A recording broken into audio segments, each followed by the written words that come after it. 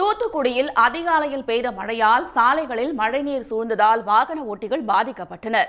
இதுபற்றிய மேலும் விவரங்களை தருகிறார் நமது செய்தியாளர் ஜெயக்குமார். ஜெயக்குமார், கூடுதல் விவரம். காற்று சுழற்சி மற்றும் கிழக்கு திசை காற்றின் வேக மாறுபாடு காரணமாக தமிழகத்தின் தென் மாவட்டங்களில் ஓரிரு இடங்களில் மார்ச் 1ஆம் தேதி முதல் 3ஆம் தேதி வரை இடி மின்னலுடன் கூடிய மழை பெய்யும் என வானிலை ஆய்வு மையம் எச்சரிக்கை விடுத்திருந்தது.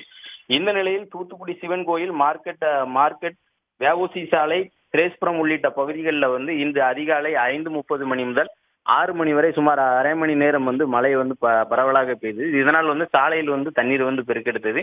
இன்று ரமலான் நோன்பு துவங்கியதன் காரணமாக அதிகாலையில் அதிகமானவர் வாகனங்களில் சாலையில் சென்று வந்து கொண்டிருந்தனர். இந்த மழை காரணமாக சாலையில் தேங்கிய மழை நீரால் போக்குவரத்து வாகனங்களில் செல்லக்கூடிய வாகன ஓட்டிகள் சிரமப்பட்டனர். தற்போது மழை ஓய்ந்திருந்தாலும் இன்னும் மேகமூட்டத்துடனே இருந்து வருகிறது.